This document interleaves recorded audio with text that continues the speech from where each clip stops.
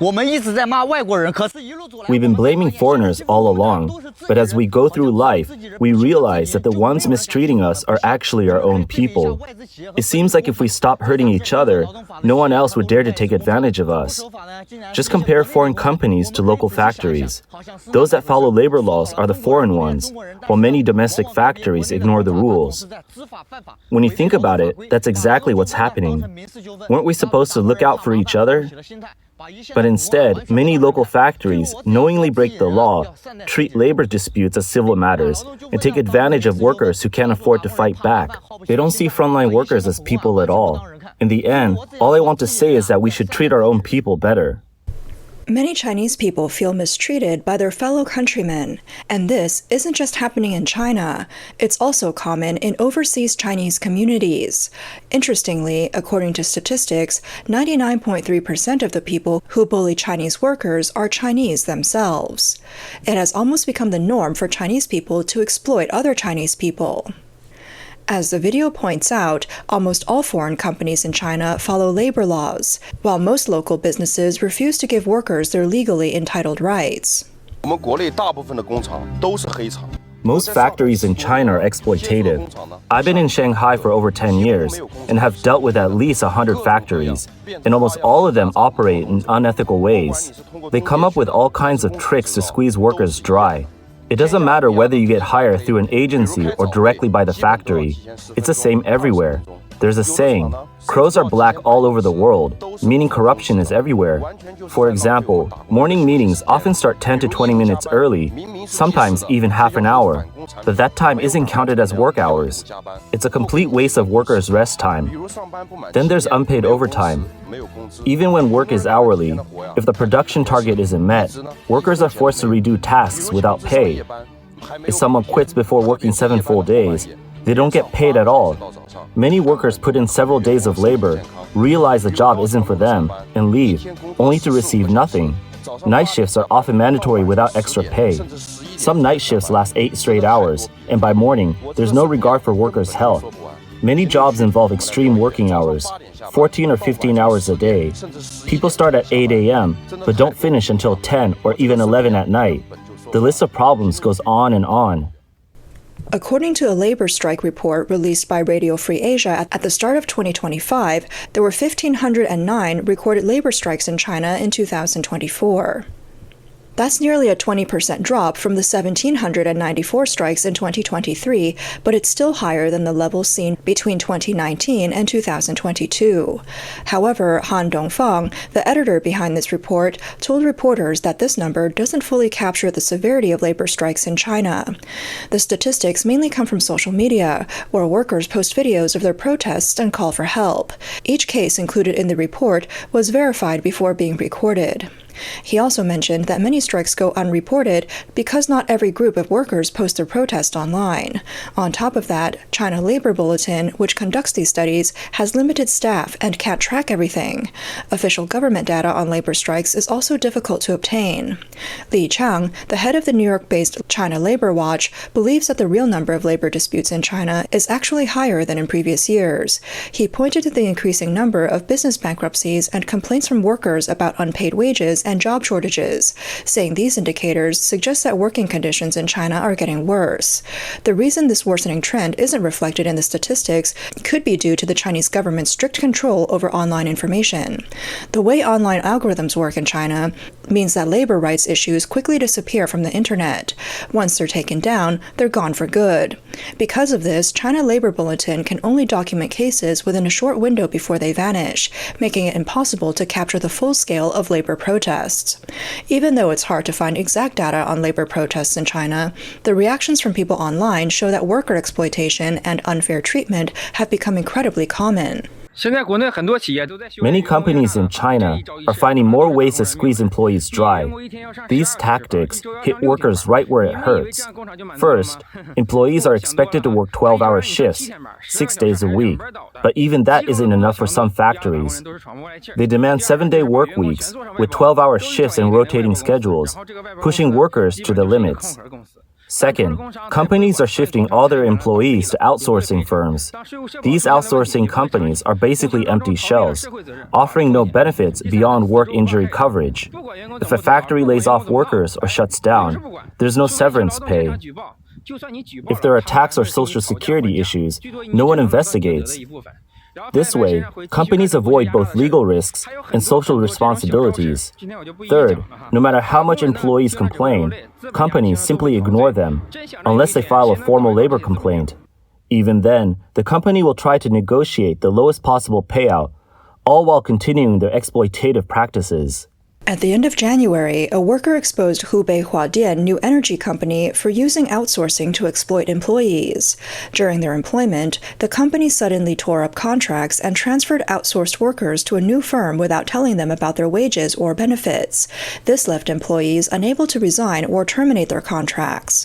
Last October, Red Star News reported that a company in Guangdong issued a notice requiring employees to work 37 consecutive days starting from October 15. Meanwhile, some companies have turned their cost-cutting strategies towards fresh graduates and existing employees. Graduates from the class of 2025 haven't even started working yet, but those from the class of 2024 are already getting laid off. Some 2024 grads have only been on the job for a few months, but if they don't pass their probation assessments, they're immediately let go. It's happening in both private and state-owned companies. Many firms hire a large batch of fresh graduates just to collect government subsidies, then fire them before the probation ends. Companies these days only care about reducing costs and increasing efficiency, and that seems to mean cutting labor costs above all else. Shanghai's tech industry is in a terrible state. Companies aren't just laying off employees at a crazy pace, they're doing it without severance pay. Women on maternity leave are being fired, and even pregnant employees are losing their jobs. When negotiating compensation, companies are only offering N instead of the legally required 2N for those on indefinite contracts. Some employees who worked for over a decade settled for the lower amount, but even then, things didn't go smoothly. The worst part? The company promised to pay severance by January 31st, but the deadline passed and no one received their money. Hundreds of us sent representatives to the labor arbitration office right after the holidays. After mediation, we only got 10% of the first stage of our compensation, with no further plans in place. The most outrageous move by the company?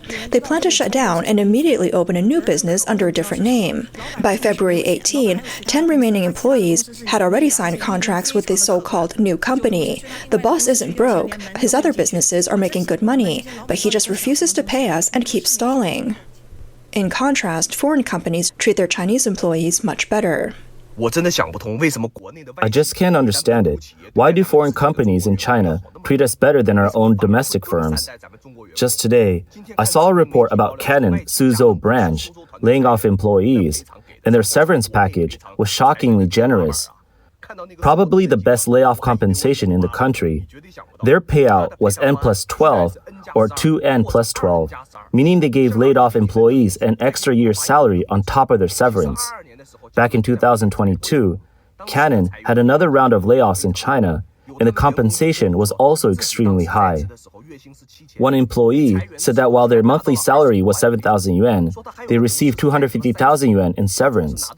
Another worker, who had been with the company for 30 years, got over 1.5 million yuan. Now, compare that to domestic companies, where unethical bosses will go to any lengths to avoid paying severance. They fire employees in the most ruthless ways just to save a buck. No one is asking them to be as generous as Canon, but they won't even follow the most basic labor laws. In China, the companies that respect Chinese workers the most are foreign-owned.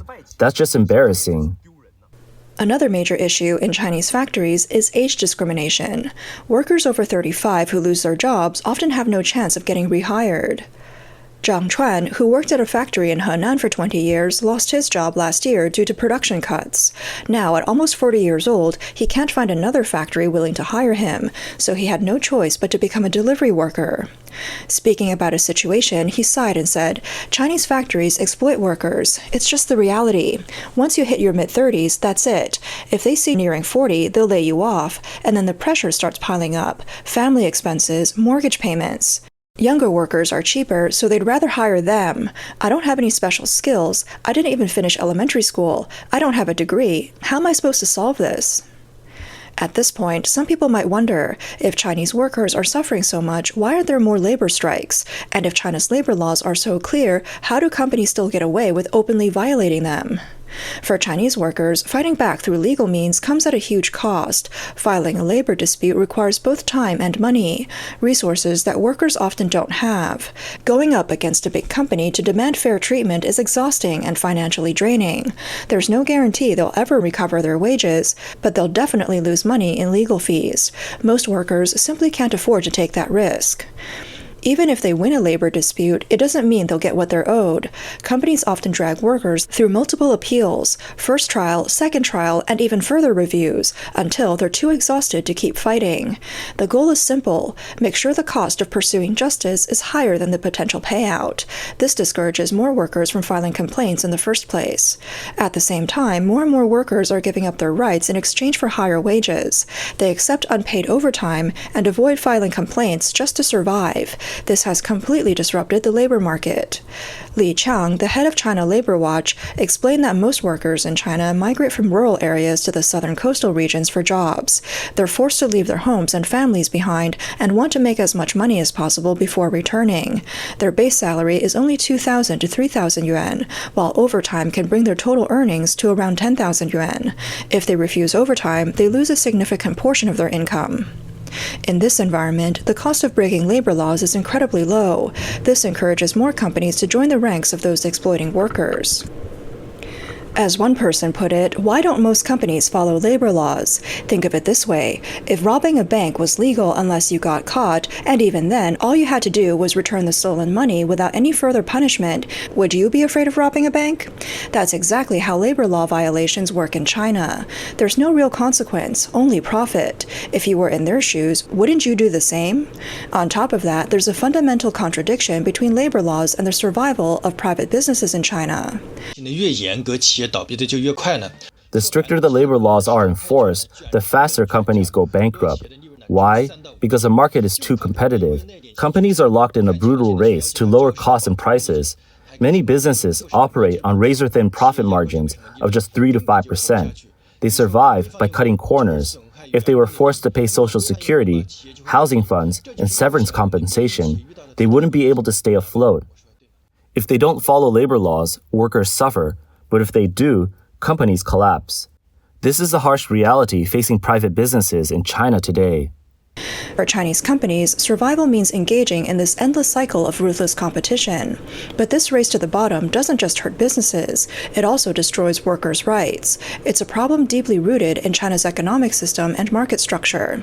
From a legal, economic, and even political perspective, both Chinese businesses and ordinary people are being squeezed more and more. In reality, China's highly centralized power structure and unequal distribution of resources allow the ruling class to exploit the lower classes with ease. Those in power monopolize resources and limit opportunities for ordinary people. Some government entities, state-owned enterprises, and collective organizations maintain their dominance by underpaying workers and exploiting labor, while the rights of the lower class are completely disregarded. This oppression has seeped into daily life. On one hand, the ruling elite abuses its power, crushing ordinary people and engaging in corruption without consequences. The public is angry but too afraid to speak up. On the other hand, those who are oppressed turn their frustration against people within their own social class, creating a cycle of internal oppression that is uniquely Chinese.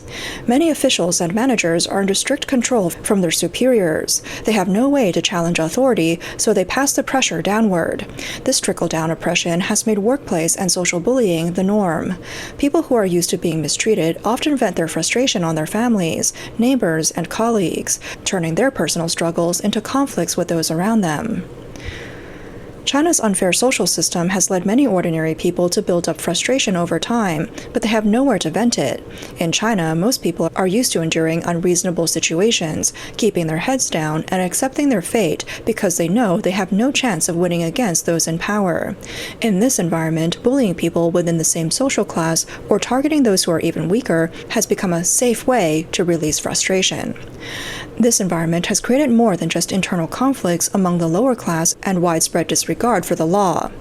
It has also led to tainted food, counterfeit medicine, and false propaganda designed to maintain the illusion of stability. Some people, fueled by nationalist sentiments, take extreme measures against Japanese companies and products. Ironically, Japan has been exposed as the single largest provider of foreign aid to China. In reality, China's economy heavily depends on the success and fair treatment offered by foreign companies operating within the country. Even when Chinese people move abroad, many still find themselves being exploited by their own compatriots. In some cases, they fall victim to extortion in foreign countries but receive no help from the Chinese embassy. On February 17th, a retired Chinese female Special Forces soldier and TikToker named Zhong Kao-la posted a video saying that she and her companions were extorted while traveling in Russia. When they sought help from the Chinese embassy, they were met with indifference and refusal to assist. In the comment section, many Chinese netizens mocked her for expecting help. Some commented that while traveling abroad, local law enforcement is usually more reliable than the Chinese embassy. Others sarcastically noted that she was lucky the embassy even answered the phone, since in some countries the Chinese embassy won't pick up at all. Beyond these incidents, many Chinese immigrants are exploited in businesses run by their own people. Chinese-owned companies and restaurants abroad often claim to help fellow Chinese settle down, but in reality, they take advantage of new immigrants' lack of knowledge about local labor laws and language barriers. Illegal Chinese immigrants are particularly vulnerable, as they can be coerced into harsh working conditions under the threat of deportation. Many Chinese businesses overseas operate under questionable labor practices to cut costs. New immigrants and undocumented workers lacking legal awareness or financial stability are often forced into low-wage, long-hour jobs with little to no protection. Compared to non-Chinese employees, Chinese workers are more likely to face wage theft, denial of time off, and other forms of exploitation. In some cases, older immigrants or those already established in the local community take advantage of new arrivals, using their familiarity with the system to exploit them. This type of internal oppression is often hidden and difficult to expose, as new immigrants fear retaliation and hesitate to report their mistreatment. The fact that Chinese people have become experts at oppressing their own reflects deep structural issues within Chinese society. This isn't just a matter of individual moral failure. It's a result of the country's social system, cultural values, and economic structure all working together to create this reality.